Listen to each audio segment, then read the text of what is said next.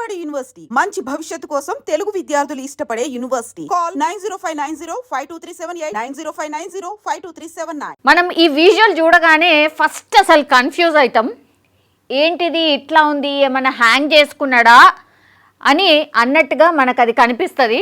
కానీ కాదు, అసలు స్టోరీ వేరే ఉంది. యాక్చువల్లీ ఇతను ఈ గెటప్ చూస్తే మాత్రం మనకు అర్థమవుతుంది ఏంటి అని అంటే, ఎస్ ఈయన ఒక కండక్టర్, బస్లో కండక్టర్. చాలామంది ఇప్పటికే ఈ లోకల్ బస్లో ఎవరైతే జర్నీ చేస్తారో చూసే ఉంటారు. మెహదీపట్నం డిపోకి సంబంధించిన కండక్టర్ ఇతను. సో ఇతని హైట్ ఒకసారి చూడండి. బస్లో పైన మనకు రూఫ్ టాప్ ఉంటుంది కదా, అది పాపం ఆయనకు టచ్ అవుతుంది కాబట్టి ఇట్లా బెండ్ చేసి ఆయన 8 గంటల డ్యూటీని చేస్తున్నాడు. యాక్చువల్లీ ఈ స్టోరీ ఏంటి, అసలు ఈయన ఎక్కడ వర్క్ చేస్తున్నాడు, ఈ జాబ్ పాపం అసలు ఈయనకు సూటబుల్ జాబే కాదు, అది ఎట్లా వచ్చింది ఏంటి అనేది ఒక్కసారి నేను చెప్పే ప్రయత్నం చేయబోతున్నాను. ఈయన పేరు వచ్చేసి అమీన్ అహ్మద్ అన్సారీ. చాంద్రాయణ గుట్టకు సంబంధించిన అహ్మద్ అన్సారీ మెహదీపట్నం డిపోలో కండక్టర్గా పనిచేస్తున్నాడు. మంచి ఉద్యోగం, జీతం, అట్లాగే భార్య ఉంది, పిల్లలు ఉన్నారు, చాలా హ్యాపీ. కానీ అతను మాత్రం కండక్టర్ ఉద్యోగం వల్ల తీవ్ర అనారోగ్యానికి గురవుతున్నాడు. అనారోగ్యానికి గురి కావడానికి రీజన్ ఏంటంటే ఈ పిక్చరే మనకు చెప్పకనే చెప్తుంది.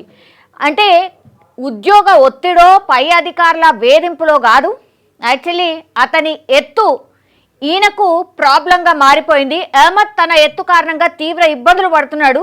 ఎందుకంటే తన హైట్ ఏకంగా 7 అడుగులు, 7 ఫీట్ ఉన్నాడు అన్సారీ. యాక్చువల్లీ స్పోర్ట్స్ మ్యాన్ కావాల్సిందేమో కండక్టర్ అయిండు బై మిస్టేకన్లీ అనిపిస్తుంది ఈయన ఫోటోని చూసినప్పుడు. మంచి స్పోర్ట్స్ మ్యాన్ లాగా కరెక్ట్గా సూట్ అవుతుండే. ఏ వాలీబాలో బాస్కెట్బాలో ఇట్లా వాటికి కరెక్ట్ అంటే కరెక్ట్ సూటబుల్ ప్లేయర్ లక్షణాలు ఉన్నటువంటి అన్సారీ ఇప్పుడు కండక్టర్గా మారిపోయి ఇబ్బంది పడుతున్నాడు.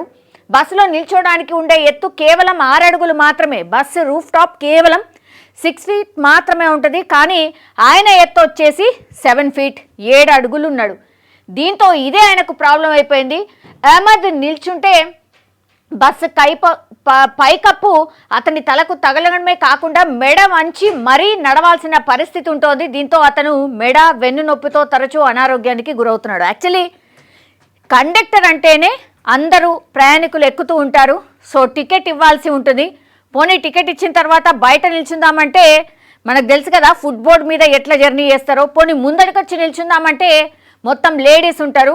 సో ఆయన బాధ వర్ణనాతీతం. ఆ బస్సు ఖాళీ ఉంటే కూర్చుంటాడేమో గంతే తప్పించి మిగతా టైం మొత్తంగా కూడా ఇగో ఆయన 8 గంటల డ్యూటీలో మినిమం 6 గంటలు అయితే పక్కాగా ఇగో ఇట్లనే నిల్చొని ప్రయాణం ఆర్ డ్యూటీ చేయాల్సిన పరిస్థితి వస్తుంది. సో దీంతో ఈయనకు అనారోగ్య సమస్యలు చాలా వస్తున్నాయి. ఇట్లా ఉండడం వల్ల మొత్తం మెడ నొప్పి వస్తుంది, ఆ తర్వాత వెన్ను నొప్పి, దాని ప్రభావం అగైన్ బ్యాక్ మీద పడుతుంది కాబట్టి వెన్ను నొప్పి వస్తుంది.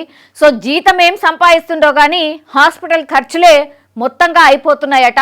సో ఆసుపత్రుల చుట్టూ తిరుగుతూ మందు బిల్లలు మింగుతున్నాడు, అంటే మందులు మింగుతూనే ఉన్నాడట. 2021 వరకు తన తండ్రి కాచిగూడ డిపోలో హెడ్ కానిస్టేబుల్గా పనిచేసేవాడు. అతను మృతి చెందడంతో కారుణ్య మరణం కింద తనకు కండక్టర్ ఉద్యోగం వచ్చినట్టు అహ్మద్ చెప్తూ ఉన్నారు. అయితే తన హైట్ కారణంగా బస్సులో నిల్చోలేక ఇబ్బందులు పడుతున్నట్టు చెప్తున్నాడు అహ్మద్.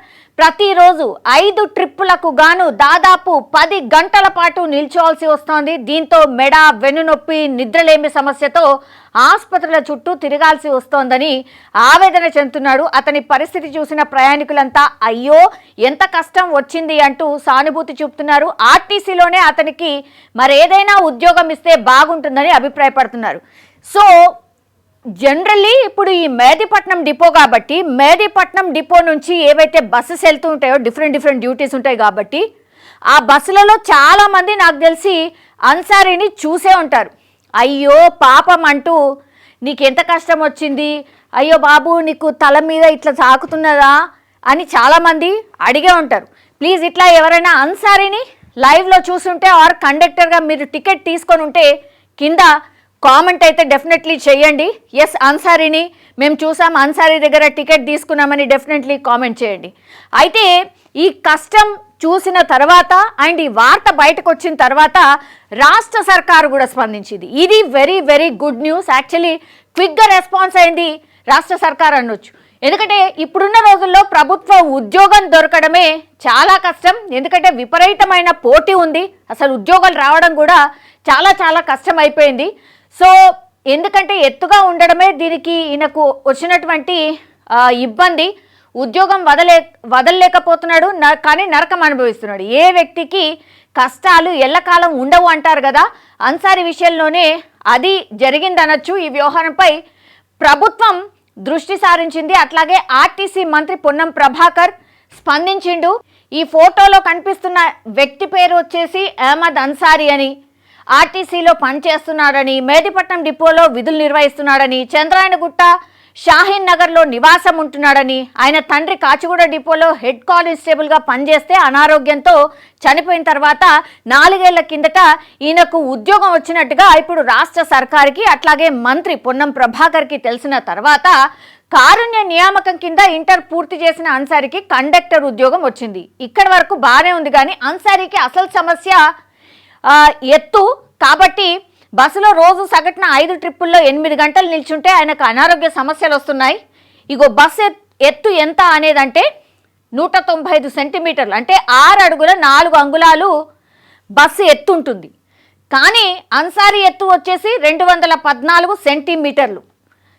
సో ఈ బస్ కంటే చాలా ఎక్కువగా, అంటే కనీసం ఒక 7-8 ఫీట్స్ ఎక్కువ ఉన్నాడు ఆ పైకప్పు కంటే.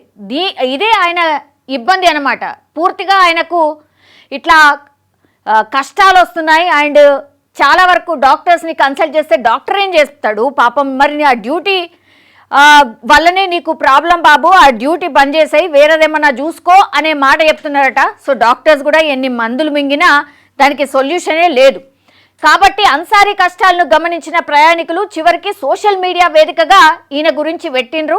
దాని తర్వాత ఉద్యోగం వేరే ఏదైనా ఇవ్వండి అని అందులో కోరిండ్రు. ఈ విషయాన్ని మీడియా ద్వారా బయటకు వచ్చింది కాబట్టి రేవంత్ సర్కార్ రియాక్ట్ అయింది. దీనిపై ముఖ్యమంత్రి రేవంత్ రెడ్డి రియాక్ట్ అయ్యారు. ఆ శాఖ మంత్రి పొన్నం ప్రభాకర్తో మాట్లాడినరు. ముఖ్యమంత్రి సూచన మేరకు అన్సారీకి ఆర్టీసీలో మరో ఉద్యోగం ఇవ్వాలని ఆ సంస్థ ఎండీ సజ్జనార్కు ఆదేశాలు ఇచ్చారు. ఈ మేరకు ఎక్స్ వేదికగా ఈ విషయాన్ని ప్రస్తావించారు మంత్రి పొన్నం. ఈ విధంగా అన్సారీ కష్టాలకు ఫుల్ స్టాప్ పడింది. సో హైటే ఆయనకు ప్రాబ్లం అయింది.